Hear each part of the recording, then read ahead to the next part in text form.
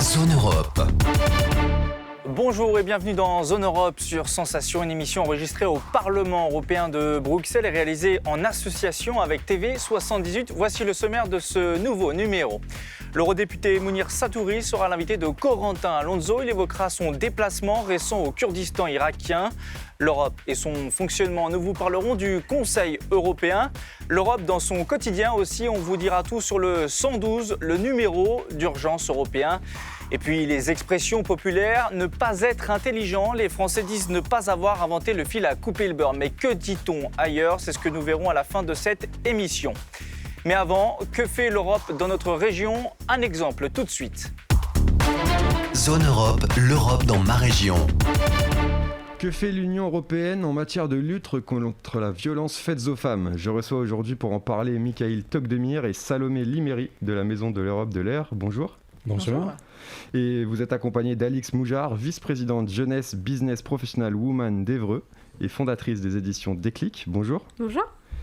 Alors Michail Tokdemir, d'abord, une femme sur 3 en Europe a déjà subi des violences physiques et ou sexuelles. L'Allemagne est, d'après les données d'Eurostat, un des pays les plus touchés par ce phénomène et par les féminicides. En 2017, par exemple, 189 Allemandes ont été tuées par leurs partenaires, 123 françaises, 84 roumaines, 70 anglaises et enfin 65 italiennes. Ça, c'est pour les chiffres. La législation dans chaque État est différente. Elle est plus ou moins stricte en fonction des pays. Est-ce que ça peut expliquer de tels chiffres ?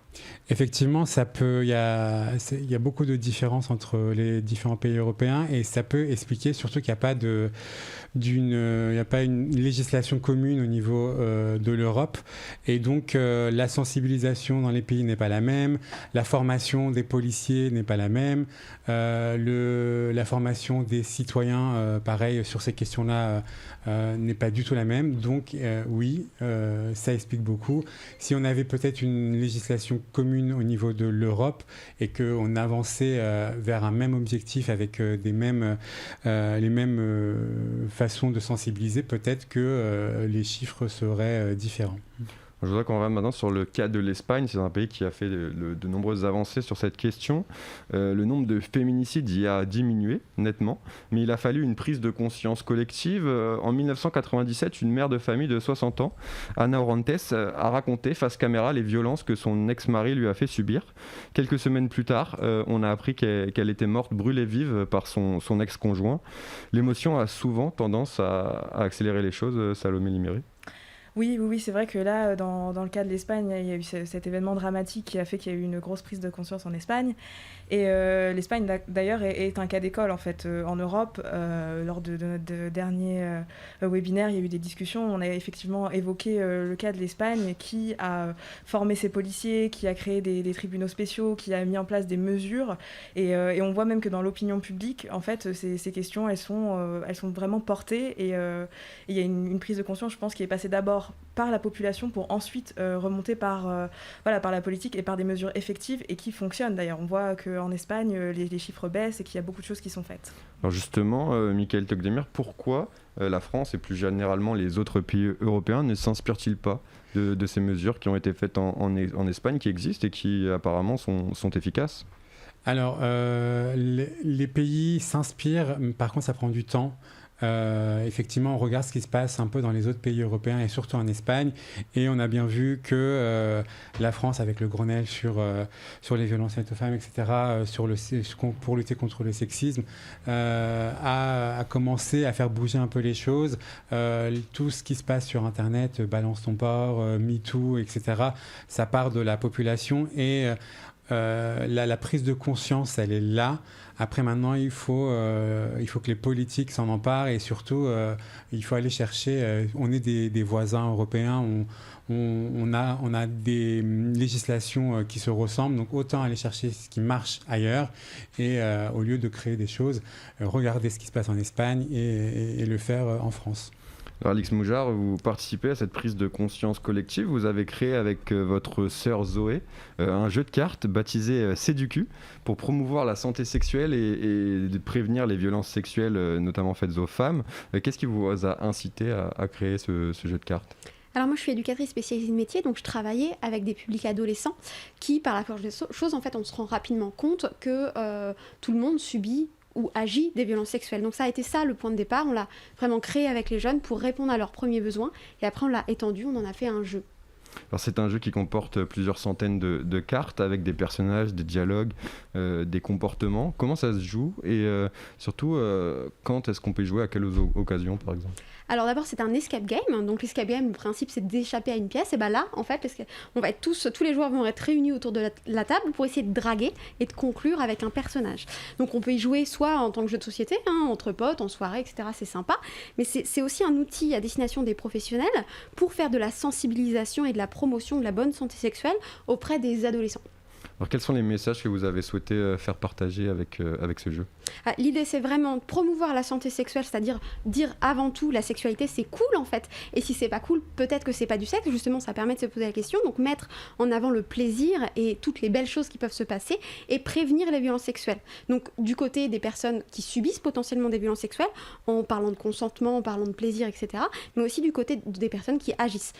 Toujours avec le même principe, quand c'est non, à quel moment on peut repérer que c'est oui ou c'est non, etc., etc. Donc vraiment donner des billes aux personnes, des billes concrètes, pratiques, pour avancer et pour avoir des bonnes pratiques et une bonne santé sexuelle. Et quels sont les retours que vous avez eus des joueurs? C'est très drôle, ils sont tous assez positifs parce que ça se passe assez naturellement, il n'y a pas forcément de gêne parce que c'est un jeu, ça permet énormément d'échanger et de débattre entre jeunes, entre pairs, et ça on n'a pas forcément beaucoup d'occasions de parler de sujets aussi compliqués sans support, quoi. Alors ça c'est pour le grand public, mais vous proposez aussi d'accompagner les professionnels. À quels professionnels vous adressez-vous? Alors à tous les professionnels de l'éducation d'abord pour promouvoir la santé sexuelle en classe par exemple, qui est obligatoire aujourd'hui en France, aussi tous les travailleurs sociaux qui accompagnent plein de publics sur le terrain, et les professionnels de la santé, aussi les infirmières par exemple, les psychologues, etc., etc. Tous ceux qui sont au contact des jeunes et qui potentiellement sont en situation de faire des ateliers de sensibilisation, etc. Alors on voit dans certains pays comme la Pologne que les droits des femmes sont attaqués. Aujourd'hui, il est devenu par exemple quasiment impossible d'avorter en Pologne. Quels sont les moyens de pression dont dispose l'Union européenne, Salomé, pour faire respecter la Convention d'Istanbul? Est-ce que vous pouvez aussi nous parler de cette convention? Alors, la Convention d'Istanbul, donc, qui a été créée en 2014, c'est le traité le plus avancé en matière de, on va dire, de protection des femmes. La Convention, en fait, elle permet d'activer 3 leviers en fait, que l'Europe a pour lutter contre ces violences. Premièrement, c'est prévenir ces violences. C'est donc, du coup, pour les prévenir, expliquer d'où elles viennent, qu'est-ce que sont les violences, en fait, en donner une définition. Et expliquer que on sait très bien que c'est des violences qui existent depuis longtemps, qui sont structurelles, qui sont systémiques et qui sont basées en fait sur cette idée d'une inégalité entre les hommes et les femmes. Et du coup, pour prévenir cela, la chose déjà qu'il faudrait faire, c'est dire que il y a égalité entre hommes et femmes et ça doit être acté dans tous les domaines. D'ailleurs, au niveau du Parlement européen, il y a une commission en fait qui a pour but pour qu'à chaque loi qui soit votée, qu'elle soit examinée et que du coup, elle respecte totalement cette égalité. Ensuite, la deuxième chose que la Convention fait, c'est de soutenir et d'accompagner les victimes. C'est-à-dire d'avoir des établissements, d'avoir des choses qui sont faites pour que les victimes puissent être accompagnées. Et la troisième chose, c'est poursuivre les agresseurs. C'est que ces violences soient reconnues, prises en charge par les personnes, les autorités, en fait. Et que du coup, les agresseurs soient poursuivis et qu'ils ne soient plus en contact aussi avec ces femmes qui sont victimes de violences. Ensuite, pour répondre à la question, c'est vrai qu'il y a eu le cas de la Pologne et de cet accès quasiment impossible en fait, à l'avortement pour les femmes, qui est violent, hein, c'est une forme de violence en fait. Et du coup, il y a eu beaucoup de manifestations, les gens se sont soulevés, et ça a provoqué une sorte d'onde de choc dans l'opinion publique. En fait, comment c'est possible qu'un pays européen, où on dit que l'Europe est quand même l'endroit le plus, le continent le plus progressiste, que ça, ce soit toujours possible. Donc, la Convention d'Istanbul, certains pays l'ont signée et ratifiée, c'est-à-dire qu'elle est dans le droit, et certains pays l'ont seulement signée, mais pas ratifiée. Et c'est le problème de ces pays-là qui ne signent pas parce que à l'intérieur de la Convention d'Istanbul, il y a cette notion de genre, en fait, de dire que on a un genre, et ça, ces pays-là sont dirigés par des gouvernements qui sont très conservateurs et ne sont pas d'accord avec ça. Donc, effectivement, comment lutter pour ça, c'est assez compliqué. quand on est en Europe, voilà, on marche à 27, hein, on discute à 27. Donc le but, ce serait d'essayer de faire avancer l'opinion publique, de prouver aux gens que ça peut apporter des choses. Et puis après, voilà, il y a ces questions aussi, on en a parlé avec le plan de relance, de conditionner les aides publiques au respect de l'état de droit et donc du coup au respect de plusieurs aides. Et ça, c'est une question qui est toujours un petit peu en suspens. On essaie de voir et effectivement, on aimerait bien que cette situation qui est assez dramatique puisse se résoudre pour la Pologne et pour d'autres pays où les droits des femmes ne sont pas vraiment respectés aussi ou alors sont fortement en danger. Alors une dernière question rapidement pour terminer. Qu'est-ce qui permet de garder espoir sur cette question-là ? La mobilisation des citoyens, déjà, en Pologne, il faut voir la mobilisation des citoyens et des citoyennes, de tous. Ensuite, il faut se dire qu'il y a des garde-fous comme le Parlement européen, par exemple, et qu'on a nos députés qui sont à nos portes, et il faut jamais hésiter à aller les voir et leur dire « Attention, là, ça va pas du tout, il faut agir ». Ensuite, les associations, etc. Donc, voilà. Merci beaucoup à tous les trois d'avoir été avec nous. L'Europe et son fonctionnement, on s'intéresse au Conseil européen avec la Maison de l'Europe et le Centre d'information Europe Direct. Zone Europe, c'est quoi ? Pauline Simons-Desmet, chargée de mission jeunesse à la Maison de l'Europe de l'Eure. C'est quoi le Conseil européen ? Le Conseil européen, c'est l'institution européenne officielle la plus récente. Elle n'existe réellement que depuis le traité de Lisbonne, soit depuis 2019. Ceci dit, le Conseil européen, c'est la rencontre des chefs d'État et de gouvernement, et cette pratique-là, elle existe depuis les années 70. Le but était de donner une impulsion politique à l'Union européenne. Cette institution politique ne prend aucune décision, ne vote aucune loi. Elle a juste pour rôle de proposer les grandes lignes directrices de la politique européenne. Les chefs d'État et de gouvernement se réunissent en général 4 fois par an à Bruxelles lors d'un sommet européen et les conclusions de ces rencontres sont publiques. Vous pouvez donc trouver le résultat de leurs discussions sur Internet. C'est une institution qui tend à prendre de plus en plus d'importance, même si formellement elle n'a que peu de pouvoir. Place maintenant à notre invité politique. Corentin Alonso reçoit l'eurodéputé écologiste Mounir Satouri. Zone Europe, l'invité politique. Bonjour, je reçois Mounir Satouri, vous êtes eurodéputé, membre du groupe des Verts Alliance Libre Européenne. Bonjour. Bonjour. Alors vous êtes rendu au Kurdistan irakien du 28 février au 3 mars dernier. Vous étiez accompagné de l'eurodéputé Sylvie Guillaume, les députés Frédéric Dumas et Hubert Julien Laferrière, avec également plusieurs avocats à vos côtés. Tout d'abord, quel était le but de cette mission et pourquoi avoir décidé d'aller au Kurdistan irakien ? Avec mes 3 collègues que vous avez cités, on a répondu à l'appel d'Avocats sans frontières mandaté par le barreau de Paris pour nous rendre au Kurdistan pour comprendre, rencontrer les acteurs locaux, à la fois politiques, société civile, comprendre la situation géopolitique sur place qui se complique, qui se tend, et rencontrer les autorités kurdes, à la fois dans le Kurdistan irakien et sur le territoire du Rojava. L'autre objectif qu'on avait et qu'on a affiché, assumé dès le début, c'était de rentrer sur les camps de Roj 1 et Roj 2 au Rojava pour rencontrer, échanger avec nos compatriotes qui sont retenus là-bas depuis maintenant 3 ans. Alors comment le voyage s'est organisé ? Parce qu'on sait que d'un point de vue politique et aussi sécuritaire, c'est un peu sensible une mission parlementaire dans cette zone. D'abord, on a prévenu les autorités françaises de notre voyage. Des mails ont été envoyés aux autorités compétentes. On s'est inscrits tous et toutes sur la plateforme Ariane pour mentionner notre sort. On avait des invitations de la part des autorités kurdes syriennes. On a évidemment fait attention sur place. Et même si la situation est très tendue, je peux vous assurer et à vos auditeurs qu'on n'a pris aucun risque démesuré en la matière. Alors, vous vouliez donc visiter plusieurs camps, c'était l'objectif, dans le Rojava, dans le nord-est de la Syrie. Alors, les camps Roj 1 et Roj 2, pourquoi est-ce que vous aviez choisi ces camps-là en particulier ? Parce que c'est là-bas où se trouvent nos compatriotes françaises, les femmes et les enfants. Il y a sur ces 2 camps-là près de 200 enfants. Les 2 tiers d'entre eux ont moins de 6 ans. Ça veut dire que quand ils sont arrivés dans ces camps, ils avaient moins de 3 ans. Et à peu près 80 femmes, entre 80 et 90 femmes. Ces enfants qui sont retenus là-bas, en dehors de toute légalité internationale, le Rojava n'est pas une autorité reconnue par la communauté internationale. Il ne peut pas y avoir de procès sur place parce qu'un tribunal ne peut pas s'organiser. Avec notre complicité, les Kurdes retiennent ces femmes et ces enfants malgré eux, dans des situations sanitaires, de santé très compliquées. Il fait très froid l'hiver. Il fait très chaud l'été. Les camps se trouvent au milieu de champs pétroliers. Il y a une odeur de pétrole insoutenable. C'est ce que nous rapportent tous les témoins directs qu'on a eu sur place. Et cette situation est indigne. On n'a pas le droit de continuer à laisser ces enfants grandir dans ces conditions. Nous avons souhaité y aller pour pas qu'ils restent les invisibles de notre République, les invisibles de notre démocratie.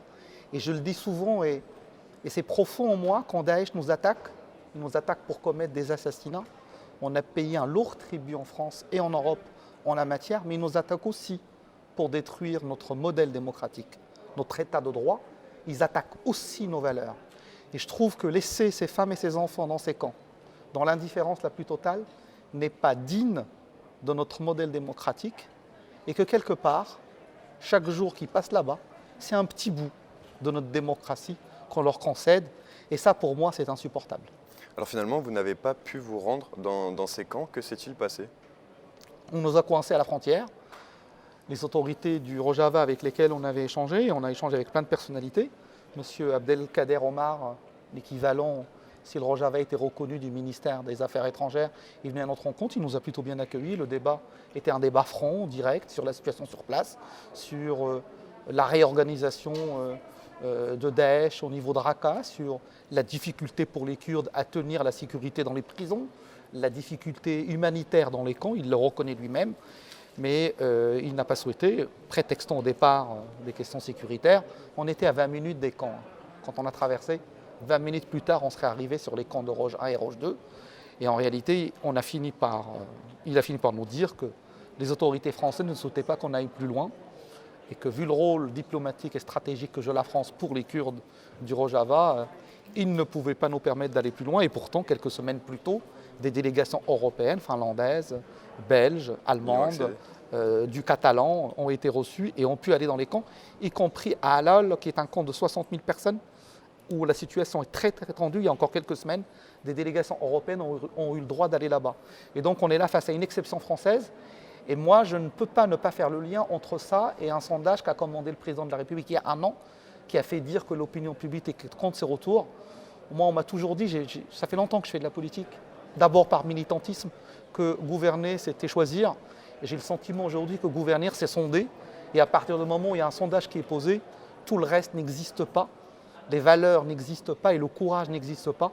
Et je trouve ça dommage. Et vous avez demandé à être reçu par le président de la République pour évoquer cette question? D'abord, quand on était dans l'avion, le porte-parole Gabriel Attal a été interrogé par des journalistes sur pourquoi on a été retenu et quel est le diagnostic du Quai d'Orsay sur ce qui se passe sur place.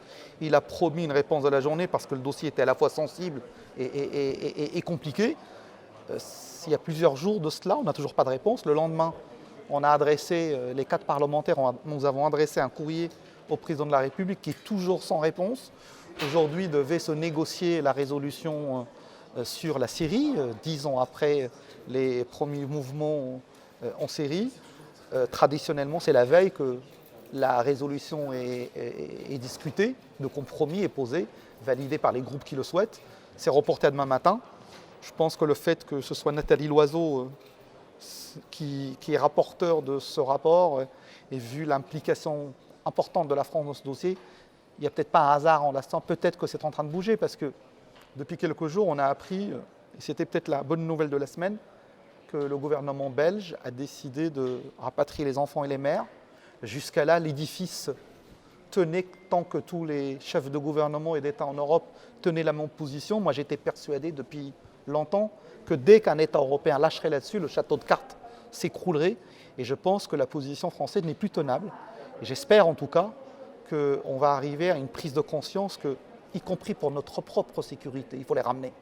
Je vous ai dit tout à l'heure, 2/3 des enfants ont plus de 6 ans. Allez, dans une douzaine d'années, ils seront majeurs. Si on les maintient là-bas pendant encore 12 ans, en oubliant toutes nos valeurs, tous nos principes, toutes les règles de droit, qu'est-ce qui va se passer dans 12 ans? Ces enfants reviendront en Europe. Ils étaient mineurs, ils étaient enfants, ils sont coupables de rien, ils auront le droit de revenir. S'ils grandissent encore 12 ans dans cette indifférence de la société française, que penseront-elles de la mère patrie? Quel rapport ils auront à la France? Moi, ma vraie crainte, c'est qu'on les laisse là-bas parce qu'on a peur d'un sondage, qui grandissent dans la haine de l'Occident et dans la haine de la France, que Daesh continue à les utiliser comme un argument de propagation de son idéologie meurtrière, et que la lâcheté d'aujourd'hui soit la cause de nos problèmes d'insécurité de demain. Et y compris pour des raisons sécuritaires, je pense qu'il faut les rapatrier. Alors vous avez quand même pu aller dans le camp de Erbil, visiter le camp de Erbil. Par vous-même, vous avez pu voir si la région était confrontée à une résurgence de Daesh. Alors j'aimerais vous poser cette question. Est-ce que vous avez vu cette résurgence de Daesh? Est-ce que vous l'avez constatée du moins? Et enfin, quels sont les témoignages que vous avez pu recueillir dans ce camp d'Erbil? Alors on a visité 2 camps, côté Kurdistan irakien. Il n'y a pas de difficulté particulière, en tout cas sensible, immédiate de Daesh au niveau du Kurdistan irakien.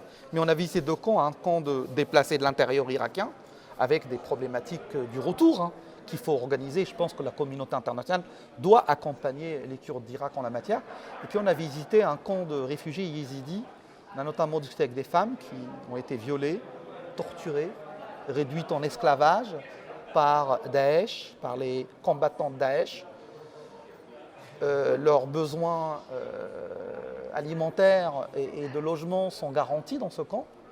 Le retour est compliqué parce que leur région d'origine est complètement dévastée.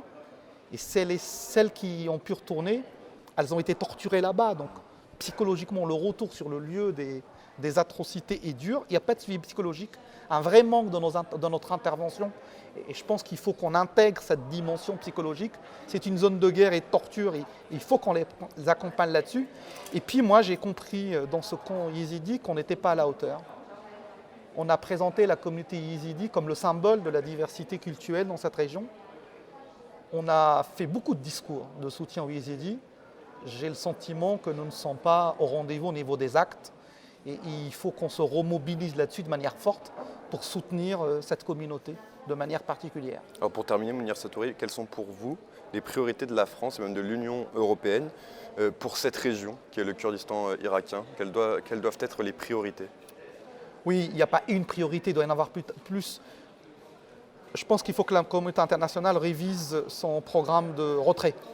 Parce qu'à l'heure où on se parle, la coalition est en train de partir, ils organisent leur départ, les forces américaines et européennes, au moment où Daesh est en train de se réorganiser et de prendre le dessus.